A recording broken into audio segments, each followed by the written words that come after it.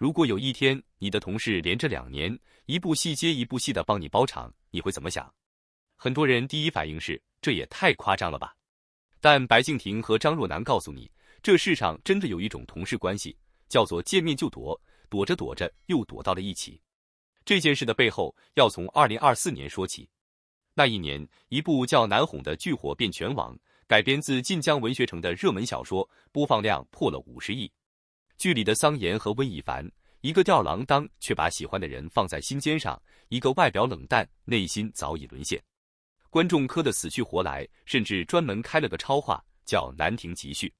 可谁也没想到，这段荧幕情缘居然真的走进了现实。事情开始变得不对劲，是从戏外的一场又一场包场开始的。张若楠先是包场支持了白敬亭的电影《不眠日》。你可能会说，这不很正常吗？同事之间互相捧场而已。但事情远没有这么简单。2026年3月21日，白敬亭的工作室在爱奇艺专门为张若楠主演的《冬去春来》发起了一场线上云包场。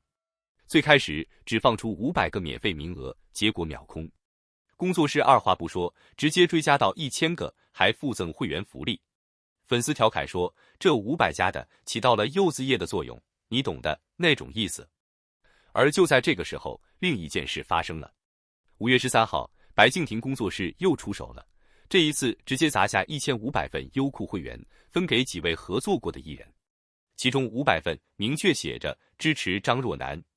粉丝一看这个数字不够浪漫，干脆自己集资又加了20份，凑成了520。没错，就是那个大家都懂的谐音。你说这是同事情谊，好像也说得过去，可这操作背后的心思未免也太细腻了一点。如果你也觉得这件事不简单，记得点个赞，让更多人看到这个故事。真正让大家意识到，这俩人早就不是普通同事的，是接下来这一波你来我往。7月初，白敬亭首次挑大梁，主演的喜剧电影《特立独行》定档上映。张若楠没有含糊，直接连包8场，预售票房当时就冲破了657万。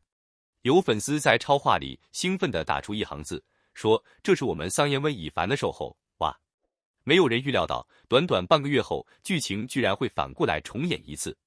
张若楠自己主演的电影《想你了》，讲的是2个女孩从少年到成年，一路互为后盾的友情故事。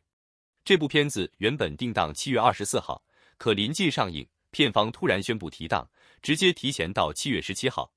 就在所有人还在讨论这个提档消息的时候，白敬亭这边的动作已经出来了。他没有走工作室代劳的老路，而是自己亲自出手，包下了一整个影厅。紧接着，他的工作室又加码，一口气再包了8个厅。你们不知道的是，这已经是2人自难哄合作以来第4次这样的双向包场。截至目前，他们已经累计为彼此包场支持了3部电影、2部剧集。从第一次的低调支持，到后来一次次默契接力，这样的互动早已不是偶然，而是形成了一种稳定的节奏。更值得玩味的是，每一次包场几乎都没有高调宣传，却总会被网友一点点挖出来，引发热议。有娱乐产业观察者曾在分析报告中提到，这种互相包场真正高明的地方，并不只是表达支持，而是在于它始终保持着恰到好处的距离，既延续了观众心中的 CP 氛围，又没有刻意过度绑定，既满足了粉丝的期待，也不会让普通观众产生审美疲劳。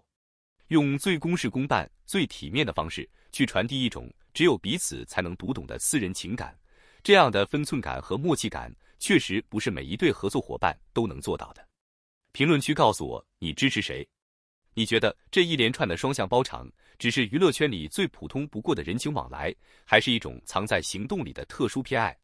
如果换成别人，也会一次又一次这样默默支持吗？欢迎把你的答案留在评论区，也说说你最喜欢他们哪一次互动。或许每个人看到的细节都不一样，但正是这些不同的解读，才让这个故事变得越来越有意思。说真的，如果这真的只是同事之间的礼尚往来，那这份礼尚往来也未免走得太远太密了。从不眠日到冬去春来，从雨霖铃到特立独行，再到这一次，白敬亭不仅亲自包下一个影厅支持新作，工作室随后又追加包下8个影厅，把支持直接拉满。这样的安排看似只是一次普通的观影应援，但连续发生1次、2次、3次之后，它所传递出来的意义就已经完全不同了。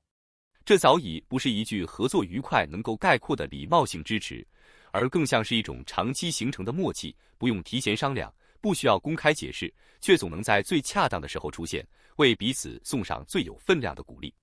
也正因为如此，越来越多的人开始觉得，这种默契最迷人的地方，不在于他们说了什么，而在于他们一直在做什么。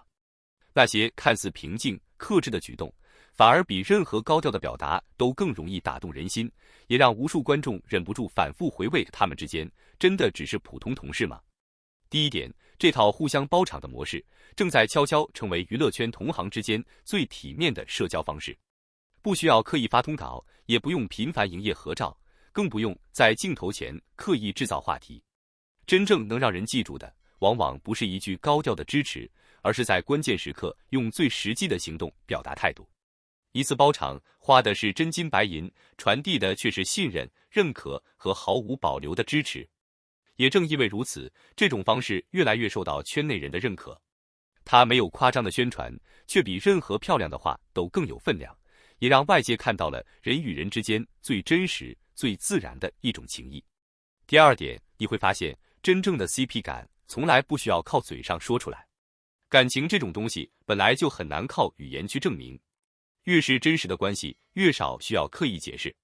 真正打动人的，往往不是一句“我们关系很好”，而是那些不经意流露出来的细节。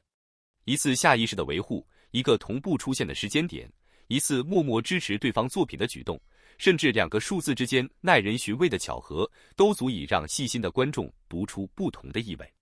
很多时候，粉丝之所以会磕得上头，并不是因为有人刻意营业，而是因为那些藏在细节里的默契，远比任何公开回应都更有说服力，也更容易让人相信这份连接是真实存在的。而最后一点，也是最让人意难平的一点，同事这个词本来应该是最普通、最没有温度的关系。它意味着一起工作、一起合作，项目结束后各自回到自己的生活，本该没有太多故事可讲。可偏偏有些人把同事2个字演绎出了完全不同的样子。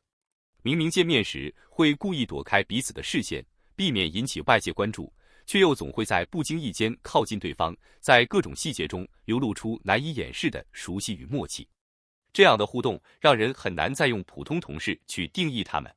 或许他们之间究竟是什么关系，只有当事人自己最清楚。但至少在观众眼里，这份超越普通合作伙伴的默契，早已让同事这个词显得过于单薄，也留下了无限值得想象的空间。好了，今天的故事就聊到这里。回顾一路走来的这些细节，你会发现，真正让人反复回味的，从来都不是一句轰轰烈烈的告白，而是那些看似微不足道，却一次又一次出现的默契与陪伴。或许每一个巧合都可以单独解释，每一次支持也都能够找到合理的理由。但当所有细节不断叠加，当所有时间点不断重合，人们自然会忍不住去思考，这一切真的只是巧合吗？那么，你觉得他们之间到底只是关系很好的合作伙伴，还是有着一种连他们自己都没有说出口的特殊情感？欢迎把你的看法留在评论区，我们一起讨论。我们下期再见。